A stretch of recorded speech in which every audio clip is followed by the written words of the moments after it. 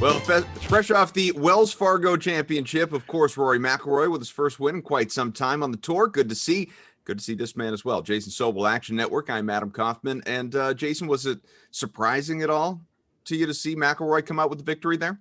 You know, I said last week before the event started that Rory was, first of all, the most intriguing player to me because I didn't know which Rory would show up after missing the cut at both the Players' Championship and the Masters, working with a new coach. But I also said that Rory McIlroy had a very high ceiling, very low floor. So really a big differential in what we could expect from him. And that high ceiling showed up. We saw the Rory McIlroy that we've come to know over the years, a guy that was the only two-time winner of the Wells Fargo Championship going into last week, and a guy that looks a little bit better than his 15th world ranking that was attached to his name last week. He's already up to 10th now, and I expect him to keep moving up this year. Well, congrats to Rory, obviously, but we turn our attention to a betting preview for the AT&T Byron Nelson. What's interesting, among other things here for this event this week, is you have TPC Craig Ranch. This is a new course, so whether it's from a betting perspective or any perspective, quite frankly, what do we need to know about this place? Okay, so 7,468 yards seems long, but I don't think it's going to play that long. I think the short hitters still have a pretty good chance at this one, par 72, so it's not stretched out that much. Has hosted the Korn Ferry Tour Championship a couple of years. It's been a while, 2008, 2012. It's hosted U.S. Open qualifiers and other qualifiers. Never before hosted an actual PGA Tour event. But, Adam, I did go back and look and find that 9 previous times in the last 5 seasons did a tournament either start at a new venue or move to a new venue. Not a one-off, not a major championship that goes to a different place every year, but actually starting at a new venue. And what I found is that the PGA Tour often sets up these golf courses where they err on the side of caution. And what I mean by that is we should see some very low scores. They don't want to kick these guys' butts the week before a major championship when a lot of guys are going to get their butts kicked next week at Kiowa. So I do believe that we're going to see some low scoring. And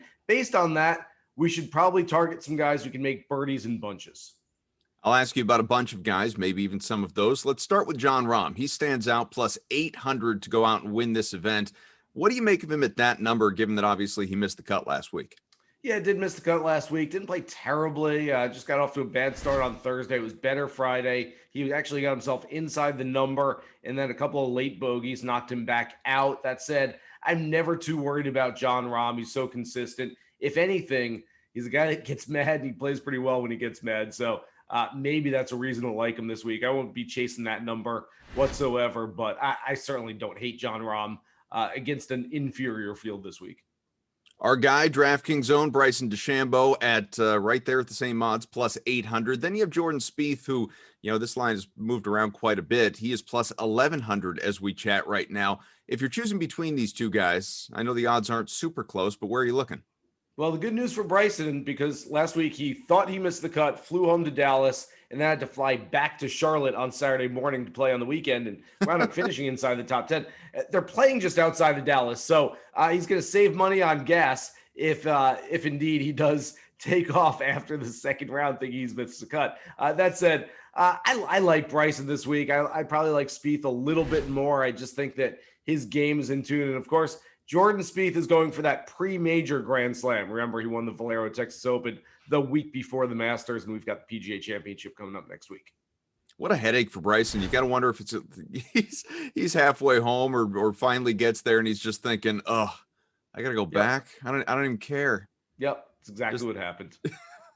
But then, to his credit, he finished T9 last week. I mean, he made it on the number, didn't think he was going to get in, and he made enough to cover the jet fuel. Well, good for him. He rallied, it counts. Down the board a little bit, you have Brooks Koepka taking a look at his odds. He's plus 2,300. Matt Fitzpatrick is plus 2,100. So which of these two guys in particular do you like better? Or maybe there's someone at similar long odds that you prefer over either one. Matt Fitzpatrick has been putting better than anybody else on the PGA Tour over the last couple of months. I really like that. Brooks Koepka coming off a 5-week absence after playing in the Masters, or trying to play in the Masters at least. I found, Adam, that in the last 2 years, Brooks Koepka has had 6 different occasions where he has taken at least 5 weeks off for injury or for other reason. On those 6 occasions, his next start back, 3 missed cuts, The other three were not inside the top 30. I think there's enough of a sample size to look at and say that Brooks Koepka, when he comes back, he's not exactly putting everything into it, especially with a major championship coming up next week. I think he's using this week more as prep than anything else. Just get some reps in before next week's PGA championship. And so I don't expect a whole lot from Brooks Koepka coming off that absence. How about someone with some longer odds that you do like this week? I was surprised to see the number next to Keith Mitchell's name. He is 80 plus 8,500, 85 to 1 this week, coming off a title contention, was the 54-hole leader at Quail Hollow last week. I usually don't like chasing a non-superstar the week after a title contention, just based on the fact that there's only a finite number of times in a given season that these guys are going to contend for a title. But I do think that Mitchell is a guy that's hitting the ball so well right now. His long game off the tee is going to help him a lot this week. He makes a lot of birdies, 20 last week, second in the field at Quail Hollow. So I think he's a guy that has a fairly big number next to his name and probably should. I think there's a lot of value there. Who are you going to avoid this week? Yeah, well, Koepka is definitely one of them. The other guy is Hideki Matsuyama, making his first start since winning the Masters. I know he went back to Japan for about 4 weeks. He had to quarantine when he went back there. I'm not sure if he had to quarantine coming back, but I can't imagine that Hideki has really grinded, really practiced hard, and played a whole lot of golf during this month layoff. So I think he's kind of just getting back into it. Remember, before the Masters, Hideki didn't have a top 10 anywhere since before last year's Masters. So it's not as if he was trending in the right direction going into that one a month ago.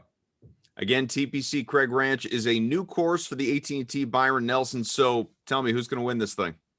It is a new course, but I have found a guy who has some history on this golf course.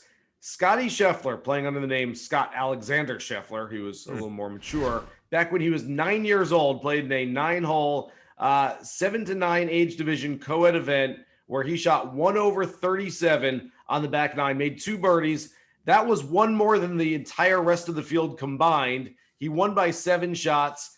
That's your course history tip for this week. Scotty Scheffler knows this place. I kid, but I only kid a little bit. There at least is some familiarity for him where there isn't for many other players. And I do think that being back home in Dallas is going to help him. And yes, he's trending in the right direction for that first PGA Tour win. So I do like Scotty Scheffler this week. I can see it though. Coming up round 4, you have the PGA Twitter account pulling up old video from that tourney. It all comes together nicely, Jason. I like it. I hope so. He won 12 out of 13 that summer when he was 9 years old.